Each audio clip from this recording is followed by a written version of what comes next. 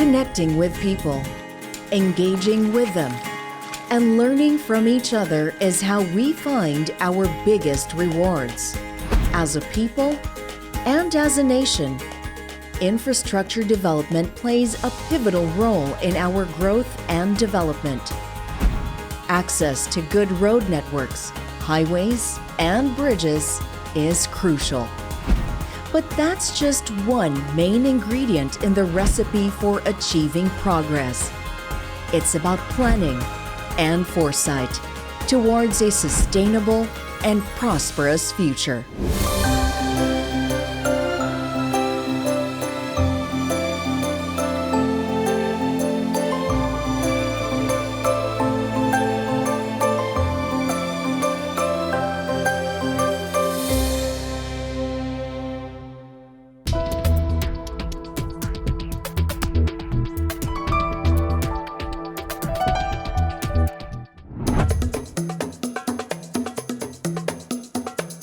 Go on a happy trip to the City of Smiles. Smile, you're in Bacolod. After taking a smooth ride on the NAIA X, only an hour-long flight awaits before arriving in Bacolod City, the capital of Negros Occidental. Welcome to the City of Smiles, Bacolod! Bacolod City is known for its Mascara Festival. So we celebrate Mascara Festival during October. Every Mascara Festival, we have a lot of visitors. The pre-pandemic years, we have around 800,000 tourist arrivals yearly. Bacolod City is really known for its food tourism.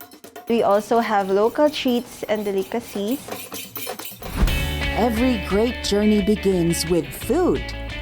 Get a taste of Bacolod's homegrown dish of chicken inasal. Pag pupunta ka talaga ng Bacolod, kailangan talaga pupunta ka ng Manokan Country kasi doon po yung mga nakahilera ng mga chicken inasal. Since Bacolod is famous for chicken inasal, it is considered as a famous landmark here in Bacolod that tourists should visit and try. Iba talaga yung lasa ng Bacolod inasal kasi ito yung sinasabi ng iconic and we use the organic chicken dito sa Bacolod. Talaga yung hinahanap nila sa juiciness, the tastiest, tamang-tama lang yung tamis at alat. Ang napapasarap sa chicken inasal sa Bacolod ay yung pagmamarinate ng manok. Minced garlic, ginger, napapatanggal sa langsa ng manok. Soy sauce, yung coconut vinegar, lagyan natin ng kalamansi. Pag maraming kalamansi, lalong masarap yung manok. Brown sugar, to balance the taste. Ito yung salt to finish. And stir it well until the sugar is dissolved. Isok natin yung manok. Mas juicy yung part ng paa at saka yung pitso. I-massage lang natin ng little para na ma-absorb yung flavors sa manok. Leave it 2 to 3 hours. Ituhog na natin yung manok sa stick. Ang asal kasi, Ilonggo word sa Bacolod. Ang manok nakatuhog sa stick, kaya tinawag na chicken inasal. Yung sa grilling naman, dapat ginagamit yung uling. Kasi sa uling, ang manok nagiging juicy. I-varnish mo yung chicken oil para maging malasa, masarap, at saka makulay yung manok.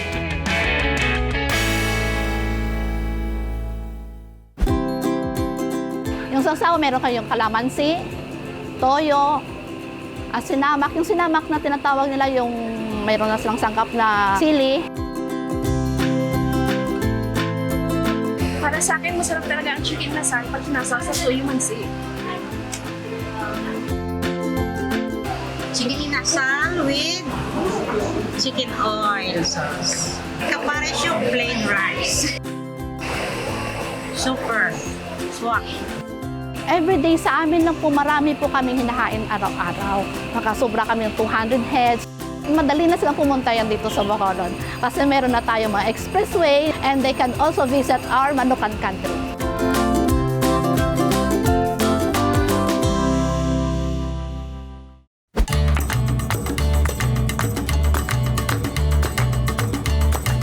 Don't forget to try the pride of Bacolod City, kansi, a combination of two Filipino favorites. It is basically a cross between sinigang tsaka bulalo. Yung pagka-sour ng sinigang nag-cross sa broth tsaka flavor ng bulalo. Napakasarap talaga, patok talaga dito sa Bacolod. Napakadaling lutuin kasi abundant yung batuan dito. One of the key ingredients ng kansi. Yan yung ginagamit talaga namin na pampaasim. Yun yung fruit na indigenous na talaga dito sa Visayas. Napaka-flavorful niya. So this is how we do our famous kansi. Magpapakulo po kami ng karne with a generous amount of water. Yung karne talaga namin ginagamit is closer to the bone, better. May bone marrow siya nakasama. It's part of the kansi talaga na may tendons, may ligaments. So after na magkulo na siya, lagyan natin yung batuan, buo siya na nilalagay. Yung pepper natin, asin, and lastly yung aswete natin. The closer to 6 hours yung cooking time niya, the better kasi mas tender, mas full of the bone talaga yung texture niya. Yun talaga yung hinahanap natin. We're still under experimentation sa mga different variations ng kansi. We do have a crispy kansi. Malalasahan mo talaga yung flavor ng unique na kansi.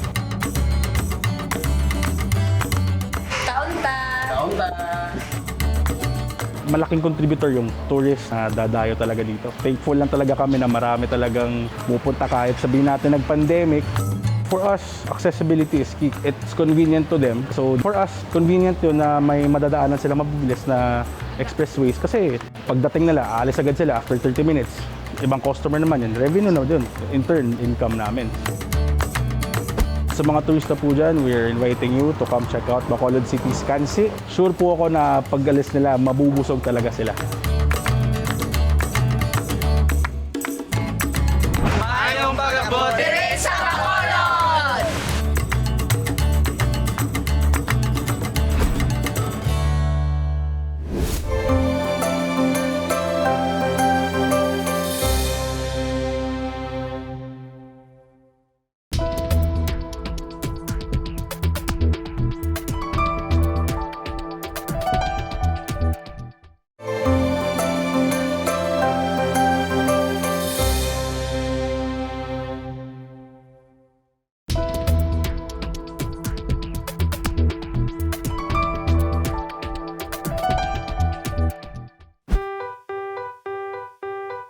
Here in Bacolod, Batwan Farming is one of the main livelihoods of the locals. These Batwan wild trees are mostly found in the Visayas, particularly on the islands of Panay and Negros.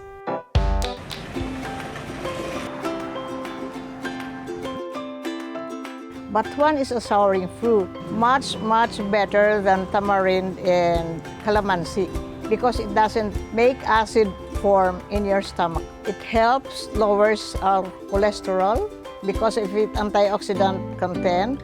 The most important one is prevention of type 2 diabetes. In the forest, it's just growing wild there. The hard thing there is to harvest. You cannot climb a 25-meter tree. It is only lately that we have discovered na pwede palang i-graft ang batuan. Now that we have grafted trees, you can just grow it in your backyard, you can grow it in pots. It will bear fruit because it is grafted.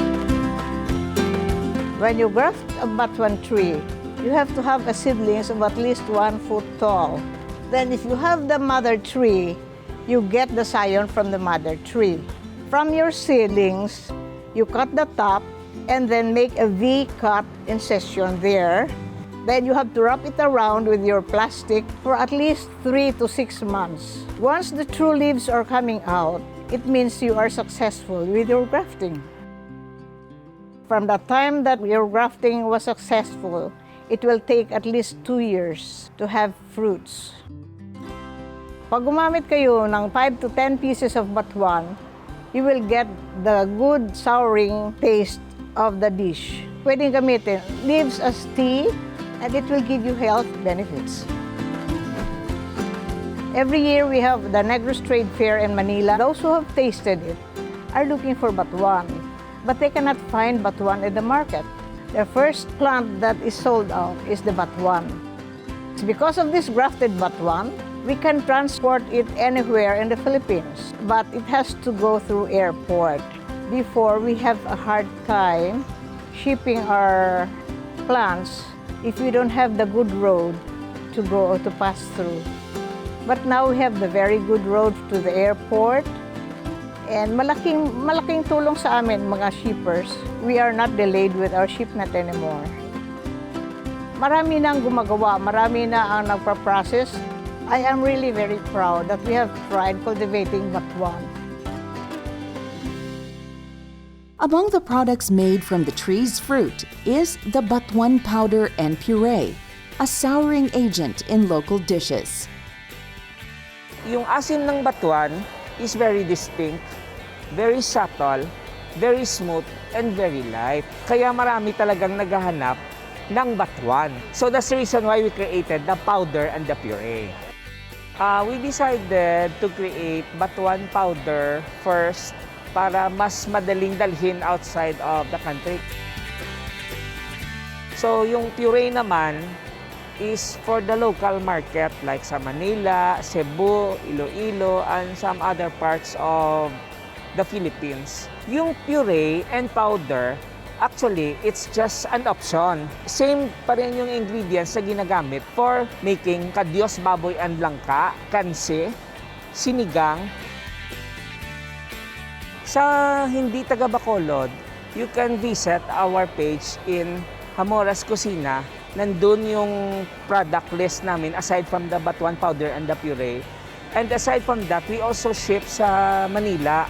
We ship also in Cebu and other parts of the country. So, widely available siya. Mas mabilis na yung proseso ng shipping ngayon. Especially on shipping also our stocks from here going outside of Bacolod. At saka simentado na yung mga daan. So, yung shipping, mas mabilis na siya. We are proud as Ilonggos to really showcase yung kanse, kadyos baboy langka, and even other soup dishes because Batwan is a very good souring ingredient. Ilawi ang manamit kag maaslom nga Batwan sa ang Bacolod.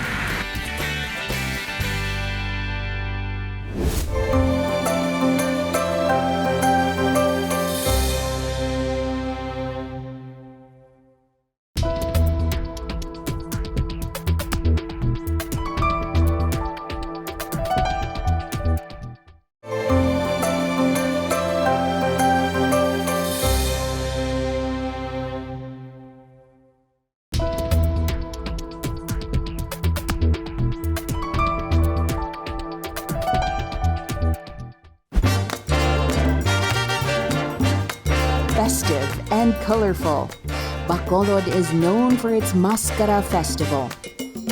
Unmask the art behind this event with the city's master mask maker. Kari sa Bacolod, dalas ang maskara. The vibrant colors is a representation of the spirit of every Bacolodnon. So we are happy people, we are resilient people that despite any problems that we are experiencing, we will not succumb to any problems and we will always find ways to be able to rise up from the situation. And I think that's what makes this festival special.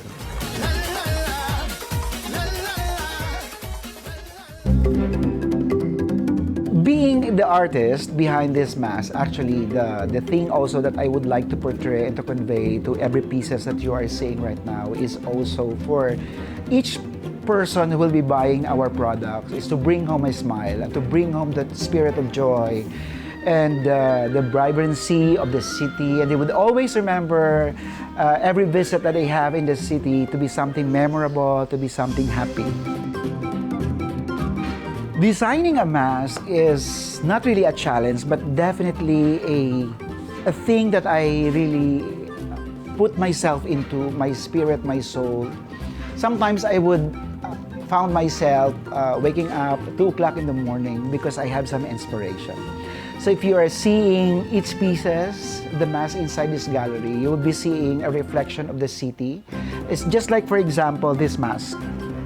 I call this is the Bacolod mask because at the headrest of the mask, these are the icons of Bacolod City.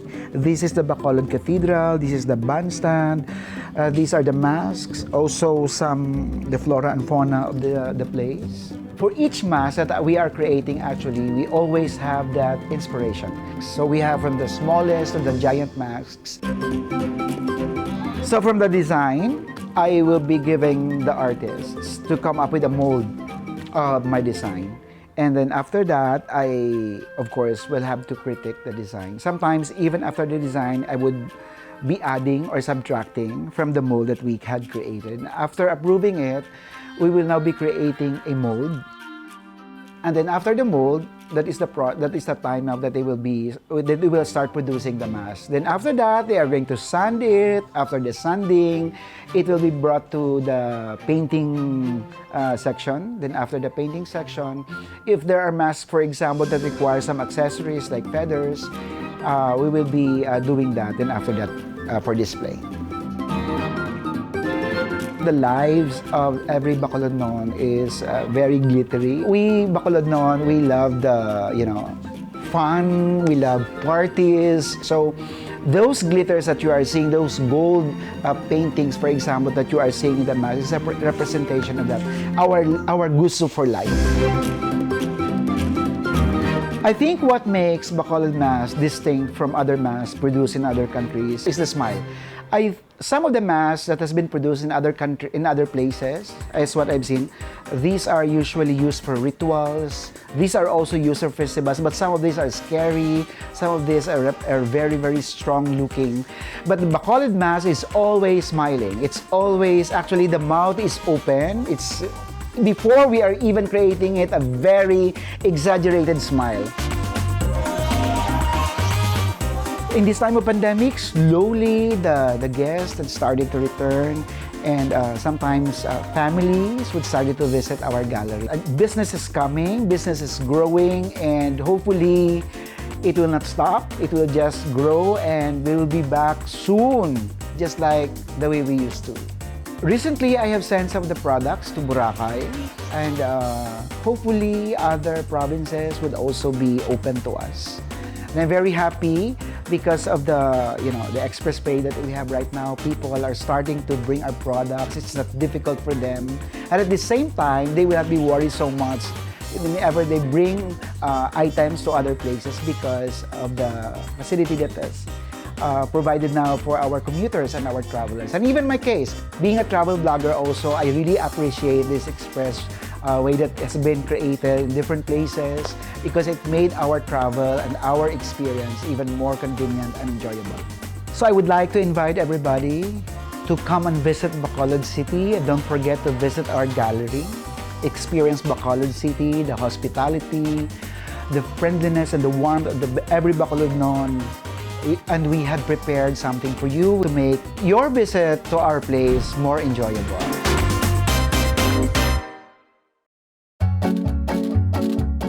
Before you leave, take a piece of Bacolod with you with these yummy treats, piyaya and their famous Napolyones. Dito sa Bacolod, maraming industriya ng paggawaan ng mga produkto ng food because we are known for the best food talaga sa Bacolod.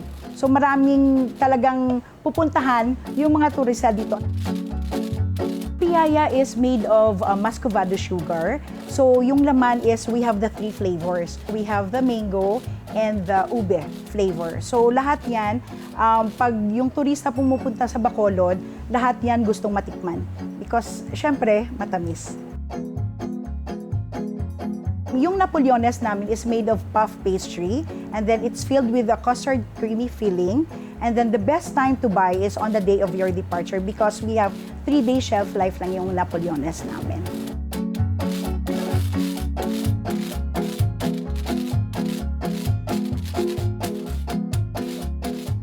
During pandemic, syempre nawala yung business for the pasalubong. Affected talaga yung lahat ng business. But right now, marami ng turista ang pumupunta dito sa Bacolod, and we have from different parts of Philippines na pumupunta dito. Most likely, the list is 300 tourists from each group yan na pumupunta sa Bacolod. Malaki talaga yung tulong dito sa Bacolod yung paggawaan namin because marami kaming natutulungan ng mga empleyado for doing this kind of products. yung main business namin is food. So malaking tulong yung expressway because very convenient yun sa mga travelers. So we have the food, we have the expressway, mas maganda at mabilis yung travel natin. At dahil doon, maraming turista ang nakakapunta dito at nakakabili ng mga produkto namin at saka malaking tulong yun sa community namin.